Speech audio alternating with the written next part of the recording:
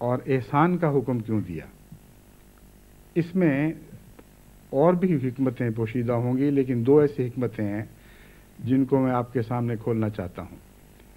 پہلی بات تو یہ ہے کہ فرض کی ادائیگی پہلے ہوا کرتی ہے اور احسان بعد میں آتا ہے۔ اگر فرض ادا نہ ہو تو احسان کا سوال ہی پیدا نہیں ہوتا۔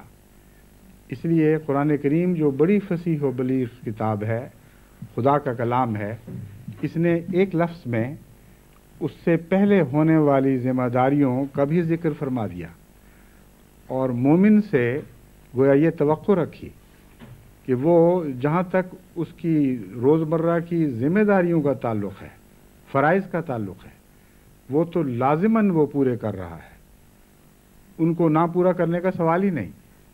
لیکن جہاں تک والدین کا تعلق ہے، محض ذمہ داریاں پورا کرنا کافی نہیں ہے، ان کے ساتھ احسان کا سلوک ہونا ضروری ہے۔ ایک یہ حکمت ہے۔ دوسری حکمت یہ ہے کہ یہاں لفظ احسان کو سمجھنے کے لیے ہمیں قرآن کریم کی ایک اور آیت کا سہارا لینا ہوگا جو اس مضمون کے لیے کنجی کی حیثیت رکھتی ہے۔ ایک دوسری جگہ اللہ تعالیٰ فرماتا ہے فَهَلْ جَزَاءُ الْإِحْسَانِ إِلَّا الْإِحْسَانُ، کہ احسان کی جزا احسان کے سوا کیا ہو سکتی ہے؟ بس یہ احسان ان کے اوپر ان معنوں میں احسان نہیں ہے جن معنوں میں ہم ایک دوسرے پر احسان کرتے ہیں۔ یہ احسان کوئی والدین کے اوپر اولاد کی طرف سے یک طرفہ نعمت نہیں ہے جو ان کو ادا کی جا رہی ہے، بلکہ خدا تعالیٰ یہ بیان فرما رہا ہے کہ والدین نے تم سے احسان کا معاملہ کیا تھا، اس لیے صرف فرض کی ادائیگی کافی نہیں ہوگی۔ جب تک تم ان سے احسان کا معاملہ نہیں کرو گے، تم اپنی ذمہ داری کو ادا کرنے والے نہیں بنو گے۔ چنانچہ فرمایا حل جزاء الاحسان الا الاحسان، احسان کی جزا تو احسان کے سوا ہے ہی کوئی نہیں۔ کوئی شخص تم پر احسان کرتا چلا جا رہا ہو اور تم اپنی روزمرہ کی ذمہ داریاں ادا کر رہے ہو، یہ کافی نہیں ہے۔ چنانچہ اس مضمون کو آیت کے دوسرے حصے نے کھول دیا، آخری حصے نے، جہاں یہ دعا سکھائی گئی رب ارحمہما کما ربیانی صغیرا، اے اللہ ان سے اس طرح رحم کا سلوک فرما جس طرح بچپن میں مجھ سے یہ رحم کا سلوک فرماتے تھے، صرف اپنے حقوق ادا نہیں کرتے تھے، محض مجھے زندہ رکھنے کے لیے اور روزمرہ کی ضرورتیں پوری کرنے کے لیے محنت نہیں اٹھاتے تھے، بلکہ اس سے بہت بڑھ کر مجھ سے شفقت اور رحمت کا سلوک فرمایا کرتے تھے۔ میری معمولی سی تکلیف پر یہ بے چین ہو جایا کرتے تھے، میری ادنا سی بیماری پر ان کی راتوں کی نیندیں حرام ہو جایا کرتی تھیں، اور انہوں نے جو مجھ سے سلوک فرمایا وہ رحمت کا سلوک ہے۔ بس مجھے جو حکم ہے احسان کا کہ میں بھی احسان کا سلوک کروں، اے خدا میں اس احسان کا بدلہ نہیں چکا سکتا، اس لیے دعا کے ذریعے میں تجھ سے مدد چاہتا ہوں، اور جب تک تو اس بارے میں میری مدد نہ فرمائے، حقیقت میں میرے والدین کے مجھ پر اتنے احسانات ہیں کہ میں جو بھی کوشش کروں اس کے باوجود ان احسانات کو چکا نہیں سکتا، بس تو میری مدد فرما، رب ارحمہما، اے خدا تو رحم فرما ان کے اوپر، اور جو کمیاں میرے سلوک میں رہ جائیں گی وہ تو اپنے رحم سے پوری فرما دے، کما ربیانی صغیرہ، جس طرح بچپن میں یہ میری تربیت کرتے رہے تو ان کے ساتھ وہ سلوک فرما۔ اس دعا نے ایک اور حیرت انگیز مضمون کو ہمارے سامنے کھول دیا کہ والدین بھی جہاں تک خدا کا تعلق ہے اس کی تربیت کے محتاج ہیں، اور اف اللہما کہنے کے ساتھ جو ان کی بشری کمزوریوں کی طرف توجہ دلائی گئی ہے، وہاں بھی خدا تعالیٰ کی ربوبیت کی بہت ضرورت ہے، اور انسان تو مرتے دم تک خدا کی ربوبیت کا محتاج رہتا ہے۔ اس لیے یہ دعا بہت ہی کامل دعا ہے، اور اس کے معنی یہ بنیں گے کہ اے خدا اگرچہ بظاہر ان کے اعضاء مزمحل ہو چکے ہیں، یہ کمزوری کی طرف لوٹ رہے ہیں، طاقت کے بعد ضعف شروع ہو چکا ہے، لیکن ضعف کے وقت زیادہ رحم کے ساتھ تربیت کی ضرورت پیش آتی ہے۔ جب میں بچہ تھا تو میرے والدین نے مجھ سے رحم کا سلوک میرے ذوف کی وجہ سے کیا، اور صغیرہ کے لفظ نے بتا دیا کہ بڑے ہو کر رحم کا معاملہ اتنا نہیں رہا کرتا جتنا بچپن میں ہوتا ہے۔ بچپن کی کمزوری ہے جو رحم کا تقاضا کرتی ہے۔ بچے کو آپ ایک بات سکھاتے ہیں، وہ چلنا سکھائیں تو بار بار گرتا ہے، بولنا سکھائیں تو بار بار غلطیاں کرتا ہے، تتلاتا ہے، سبق پڑھائیں تو اس کو پڑھا ہوا سبق بار بار بھولتا چلا جاتا ہے، لفظ آپ رٹا بھی دیں تو پھر اگلی دفعہ جب سنتے ہیں تو پھر اس لفظ میں وہی غلطیاں کرنے لگ جاتا ہے۔ بعض دفعہ بچے کو پڑھانا اعصاب شکن ہوتا ہے، اور حقیقت میں جب تک رحم کا معاملہ نہ کیا جائے اس وقت تک بچے کی صحیح تعلیم نہیں ہو سکتی۔ چنانچہ بعض والدین جو جہالت سے حوصلہ چھوڑ بیٹھتے ہیں وہ بچپن سے بجائے رحم کے سختی کا معاملہ شروع کر دیتے ہیں، اور سختی کے ساتھ بچے کی تربیت ہو نہیں سکتی۔ اس میں بغاوت پیدا ہو جاتی ہے، اس میں سخت رد عمل پیدا ہوتے ہیں، اور بجائے اس کے کہ اس کی تربیت ہو اس کے اندر بچپن ہی سے نقائص بیٹھ جاتے ہیں۔ بس اس آیت کریمہ نے اس حکمت کو بھی ہمارے سامنے روشن کر دیا کہ وہ والدین جو اچھی تربیت کرنے والے ہوں وہ بچپن میں رحم کے ساتھ تربیت کیا کرتے ہیں، اور وہ لوگ جن کو یہ دعا سکھائی گئی ہے، کیونکہ دراصل حضرت محمد مصطفیٰ صلی اللہ علیہ وآلہ وسلم اور آپ کے ساتھی ہیں، آپ کے غلام ہیں، اس لیے ان کے والدین سے بہترین توقعات بھی پیش فرمائی گئیں، اور یہ بیان کیا گیا کہ جس طرح ہمارے والدین بچپن میں ہماری کمزوریوں کے پیش نظر ہم سے سختی کرنے کی بجائے رحمت کا معاملہ کیا کرتے تھے اور تربیت میں بار بار بخشش کا سلوک فرماتے تھے، اسی طرح خدا اب میرے والدین کمزور ہو چکے ہیں، تو ان کی غفلتوں اور کمزوریوں سے درگزر فرما اور ان کے ساتھ بخشش اور رحمت کا سلوک فرما۔ اس ضمن میں ایک بات یہ بھی یاد رکھنے کے لائق ہے کہ کما کے لفظ نے ہمیں ہماری بہت سی ذمہ داریوں کی طرف توجہ دلا دی، جو صرف والدین کی طرف نہیں بلکہ اپنی اولاد اور آئندہ نسلوں کی طرف ہمیں متوجہ کرتی ہیں، ہمیں پیش آتی ہیں وہ ذمہ داریاں، اور ہمیں کس طرح ادا کرنا چاہیے اس کی طرف توجہ دلائی گئی ہے۔ فرمایا رب ارحمہما کما ربیانی صغیرا۔ کما کے لفظ نے یہ بتایا کہ اگر والدین بچوں کی تربیت رحمت کے ساتھ نہیں کرتے تو یہ دعا ان کے حق میں نہیں سنی جائے گی، کیونکہ کما کا مطلب ہے جیسے انہوں نے بچپن میں رحمت کے ساتھ میری تربیت کی۔ یہ وہ ایک ایسا مسئلہ ہے جس کو بھلا کر یورپ اپنے معاشرے میں کئی قسم کے عذاب پیدا کر چکا ہے۔ اولاد کے ساتھ حسن سلوک اور تربیت رحمت کے ساتھ کرنا اس لیے بھی نہایت ضروری ہے تاکہ بعد میں بڑے ہو کر اس اولاد کا تعلق اپنے والدین سے اسی طرح رحمت اور نرمی اور مغفرت کا تعلق ہو۔ اگر بچپن ہی سے والدین اپنی زندگی کی لذتوں میں منہمک پڑے ہوں اور اولاد کو اسکولوں کے سپرد کر دیں یا معاشرے کے سپرد کر دیں، اور جو ذاتی تعلق پیدا کرنا چاہیے ان کی تربیت میں وہ تعلق پیدا نہ کریں۔ یاد رکھیں یہاں بچوں کے ساتھ پیار کا ذکر نہیں ہے۔ بچوں کے ساتھ پیار تو ہر معاشرے میں والدین کو ہوتا ہی ہے۔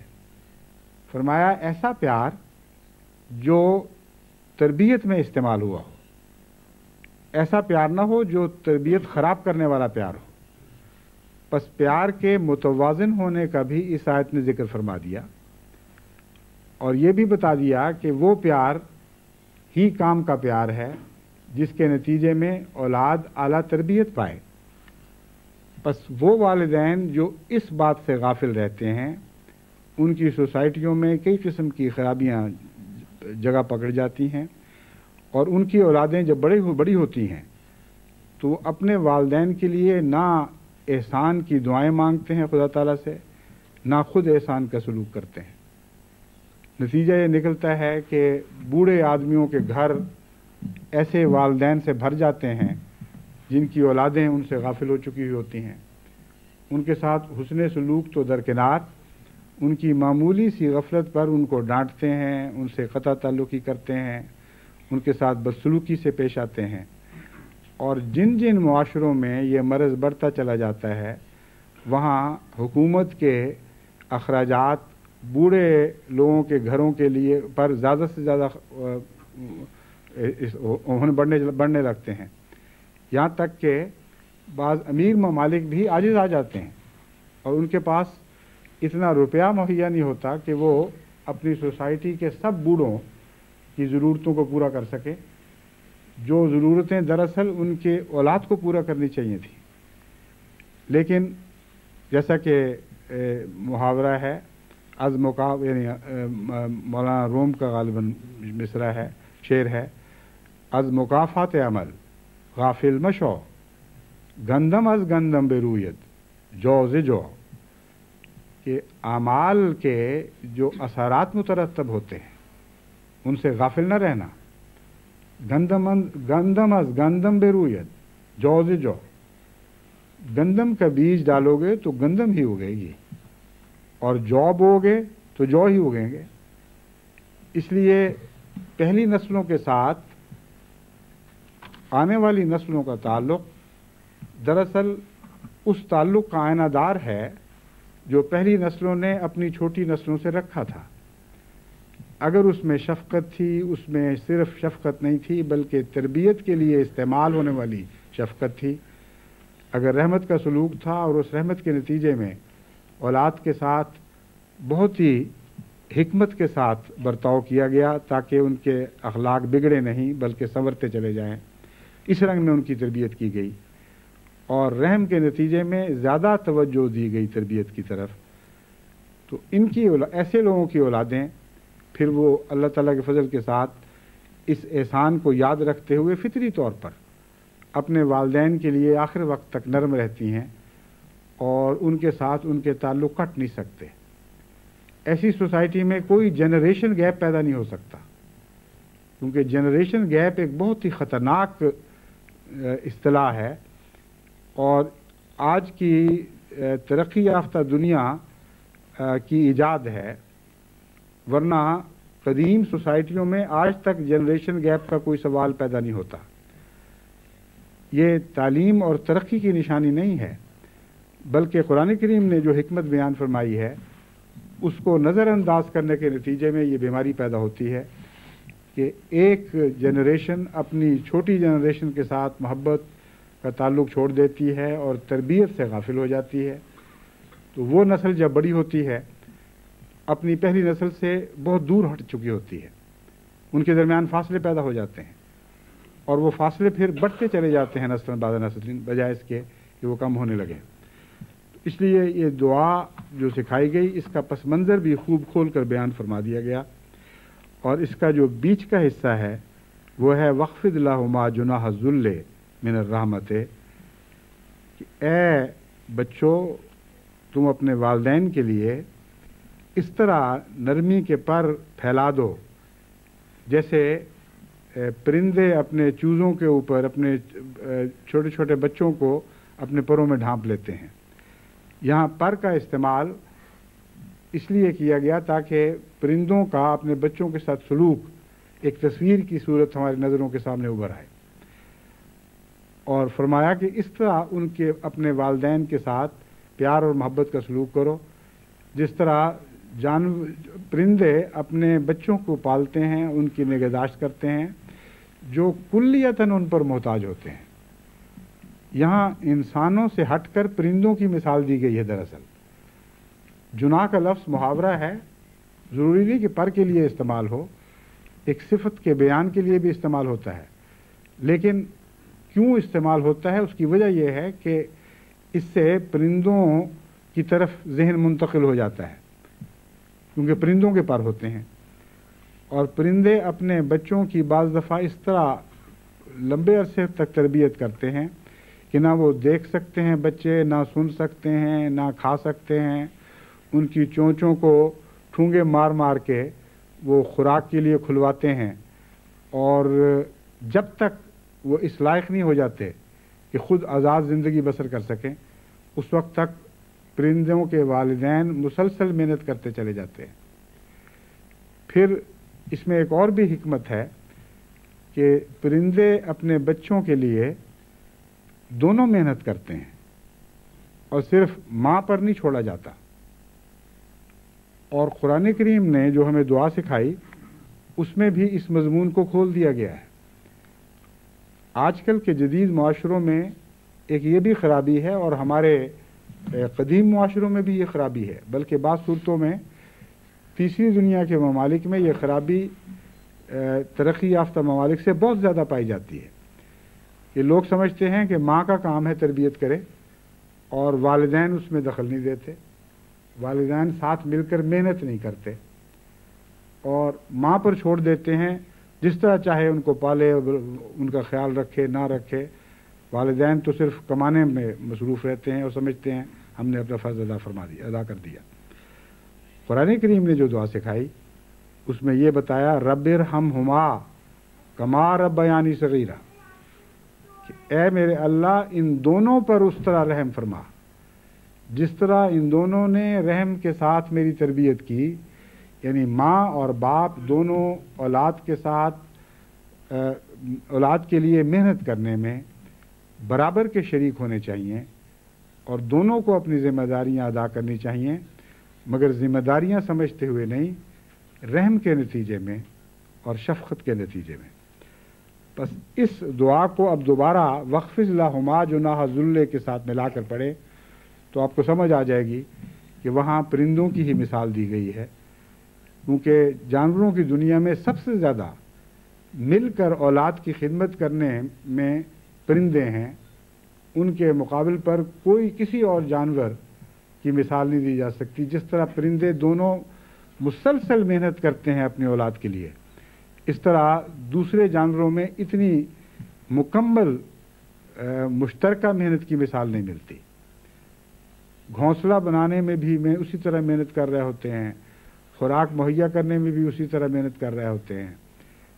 بعض دفعہ بلکہ بسا اوقات آدھا وقت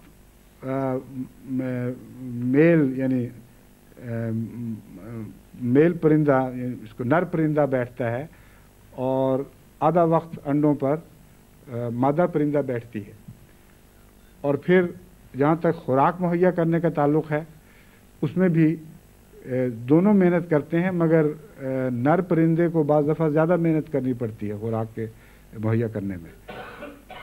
تو فرمایا یہ بھی ہمیں اس دعا سے حکمت سمجھ آ گئی کہ صحیح تربیت کرنے میں ماں کے علاوہ باپ کو برابر کا شریک رہنا چاہیے، اور جہاں ماں اور باپ مل کر اولاد سے حسن سلوک کر رہے ہوں وہاں طلاقیں شاذ کے طور پر واقع ہوں گی.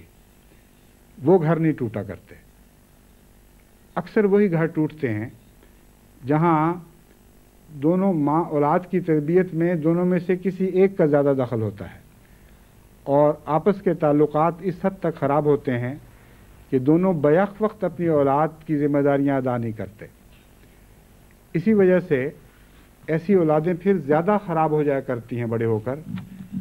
بعض دفعہ وہ ماں کی سائیڈ لیتی ہیں کیونکہ ماں نے تربیت اور پیار میں زیادہ حصہ دیا. بعض دفعہ باپ کے ساتھ تعلق قائم رکھتی ہیں اور ماں کے خلاف ہو جاتی ہیں کیونکہ جانتی ہیں کہ ماں نے تو ہماری ذمہ داریاں ادا نہیں کی، باپ قربانی کرتا رہا ہے. تو اس طرح گھروں کے ٹوٹنے کے احتمالات بھی بڑھ جاتے ہیں. یہ صورتحال پھر ایسی بعض دفعہ خطرناک نتائج پر منتج ہو جاتی ہے جس کے آثار اس وقت ترقی یافتہ ممالک میں ہر جگہ دکھائی دے رہے ہیں کہ اولاد کو اپنے والدین سے خطرہ پیدا ہو جاتا ہے. بعض علاقوں میں یعنی یورپ کے بعض علاقوں میں پولیس کی تحقیق کے مطابق 30% گھر ایسے ہیں جہاں بچے اپنے ماں باپ سے محفوظ نہیں ہیں.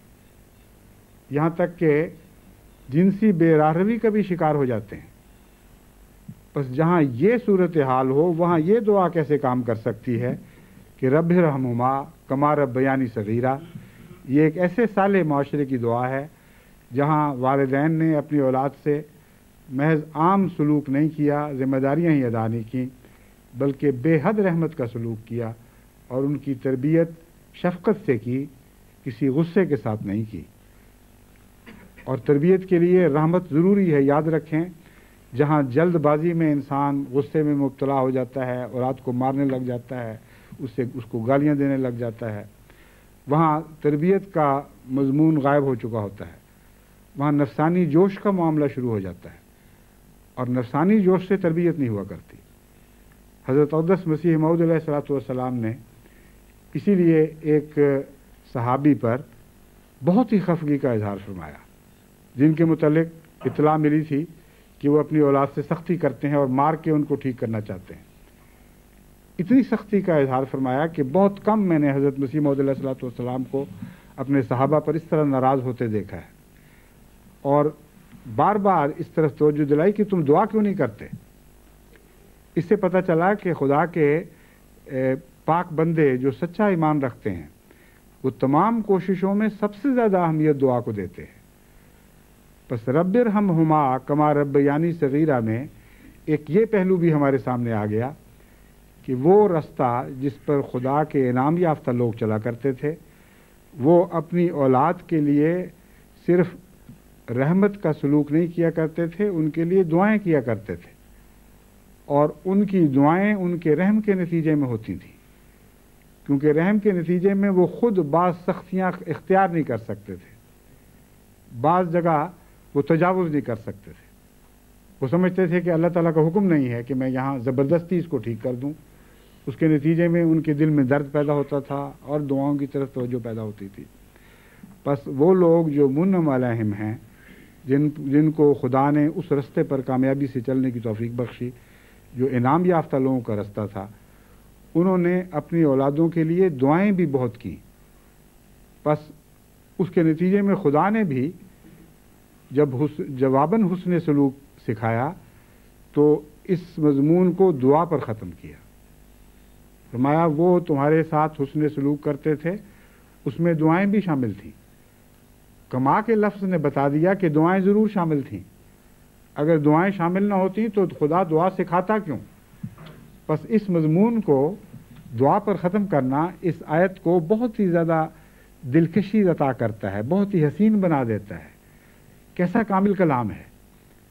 तरबियत के सारे अमूर भी इसमें बयान हो गए, दोनों नस्लों के ताल्लुकात इसमें बयान हो गए, वो ख़तरात बयान हो गए जो हमें दरपेश आ सकते हैं, जिनसे हमें मुतनब्बे किया गया। और फिर ये बताया गया कि तरबियत का बेहतरीन तरीक़ दुआ ही है। बस जिस तरह तुम्हारे वालिदैन बचपन में दुआओं के ज़रिए तुमसे अपने रहमत का इजहार करते थे, तुम भी आखिर पर खुदा से ये दुआ किया करना। और इस दुआ को हुस्न सलूक के बाद रखा है। देखें, वक़्फ़िर लहुमा जुनाह ज़ुल्ल मिनर रहमा, उन पर अपनी रहमत के पर फैला दो, उनको अपने परों के नीचे ले लो। सारी बात बज़ाहिर मुकम्मल हो गई। फिर फरमाया नहीं मुकम्मल हुई, जब तक ये दुआ साथ नहीं करोगे उस वक्त तक तुम हकीकत में एहसान का बदला एहसान के ज़रिए नहीं दे सकोगे। बस इस दुआ ने इस मज़मून को मुकम्मल किया। इस दुआ के वक्त इन सब बातों को अगर हम पेश नज़र रखें तो इस दुआ में बहुत गहराई पैदा हो जाती है और बहुत अज़मत पैदा हो जाती है। और ये दुआ अगलों के लिए भी मुफीद है और गुज़रे हुओं के लिए भी मुफीद है और हर तरफ बराबर असर दिखाती है।